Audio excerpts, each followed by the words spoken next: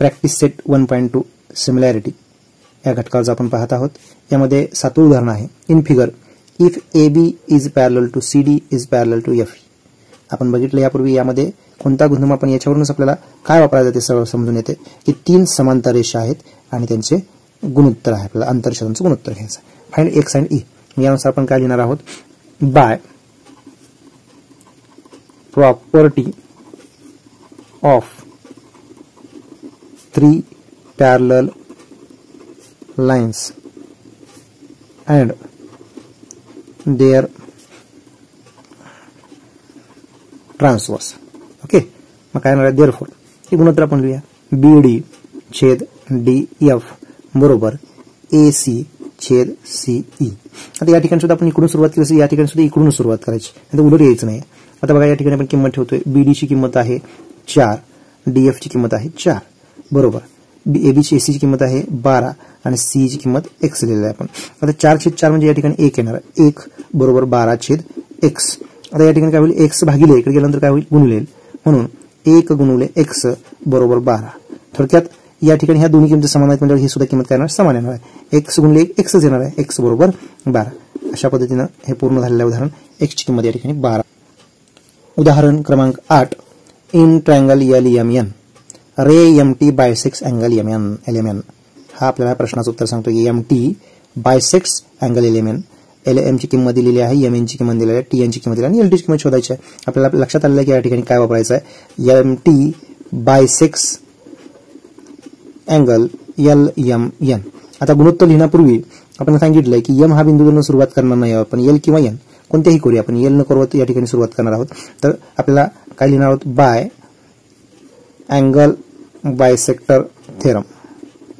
Angle bisector theorem नुसार काय येईल. तर L न सुरुवात जर केली तर LT upon TN is equal to LM upon MN. या ठिकाणी किंमत ठेवूया आपण. LT ची किंमत किती आहे. LT ची किंमत आपल्याला शोधायची. मग आपण आहे तसं ठेवूया. TN ची किंमत दिलेली आहे 8 बरोबर. LM ची किंमत दिलेली आहे 6 आणि MN ची किंमत आपल्याला दिलेली आहे 10.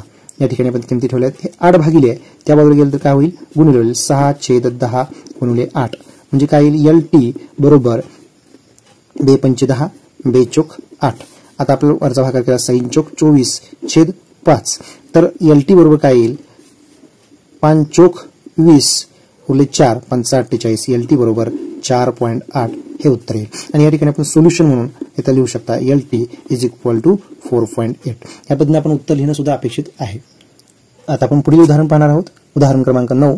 In triangle ABC segment BD बायसेक्स angle ABC. Underline करा, ह्याच्यातून आपल्याला उत्तराकडे दिशा मिळणार आहे. Segment BD बायसेक्स angle ABC. If AB is equal to X, BC is equal to X plus 5, AD is equal to X minus 2, DC is equal to X plus 2, then find the value of X. आपल्याला या ठिकाणी कळालं की आपल्याला कोणती theorem वापरायची आहे. Segment BD बायसेक्स angle ABC. Therefore, by angle bisector theorem, angle bisector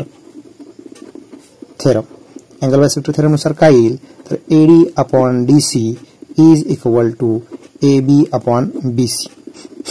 AD upon DC is equal to AB upon BC. आपण किमती घेऊया. AD ची किंमत आहे X minus 2 upon X plus 2 is equal to AB ची किंमत आहे X upon X plus 5. आता हे जे आपल्या किमती दिले ते X च्या स्वरूपात दिलेत. आपण ते तिरकस गुणाकार करून सोडवणार आहोत. तिरकस गुणाकार केला. तिरकस गुणाकार म्हणजे ही बाजू अंश, यातला अंश यातला छेद एका बाजूला द्यायचा. X वजा 2 गुणिले X अधिक 5 बरोबर हा X आणि हा X अधिक 2 यांचा गुणाकार करायचा. आता याचा गुणाकार करायची आपल्याला पद्धत माहिती आहे की यानं या पूर्ण कंसाला गुणायचं. X कंसात X वजा 2 अधिक 5 कंसात X वजा 2 ह्या कंसाला आपण ह्याला गुण बरोबर ह्या X न गुणलं X गुणिले X अधिक X गुणिले 2. ह्या पद्धतीने ही पुन्हा आत गुणलं जाते. X गुणिले X वजा 2 गुणिले X अधिक 5 गुणिले X वजा 5 गुणिले 2 बरोबर X गुणिले X या ठिकाणी X वर्ग येणार आहे अधिक X गुणिले 2 2X आहे. तसंच या ठिकाणी सुद्धा होणार आहे. X गुणिले X वर्ग वजा 2X अधिक 5X वजा 10 बरोबर X वर्ग अधिक 2X. आता या ठिकाणी काय होईल हे X वर्ग इकडे आलं तर वजा होणार आहे.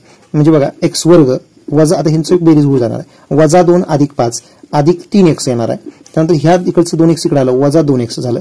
त्यानंतर हे वजा 10 त्या बाजूला गेलं आणि हे X वर्ग या बाजूला वजा x वर्ग झाला आणि हे वजा 10 आहे ते आपण त्या बाजूला घालवणार आहोत, ते अधिक 10 होणार आहे. हे मात्र ह्या दोन्ही टर्म आपण इकडे घेतलेले आणि ही टर्म इकडे घालवलेली आहे.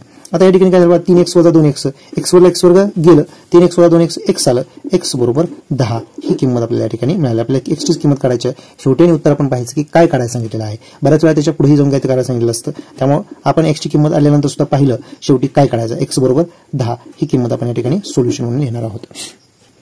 आता आपल्याला एक ऍक्टिव्हिटी पाहिजे आहे. उदाहरण क्रमांक 10. In figure x is any point in the interior of the triangle. हा x पॉइंट आहे. x is joined to vertices of triangle. तो त्रिकोणाच्या शिरोबिंदूंना जोडलेला आहे. Segment PQ is parallel to D. PQ जे आहे ते D ला समांतर आहे. त्यानंतर segment QR is parallel to EF and fill in the blanks to prove that segment PR is parallel to segment DF. PR हा DF ला समांतर आहे दाखवासाठी आपल्याला ही कृती पूर्ण करायची आहे. आता या ठिकाणी इन ट्रायंगल XD पहिल्यांदा हा त्रिकोण घेऊया XDE. या ठिकाणी दिले आपल्याला काय दिलेलं आहे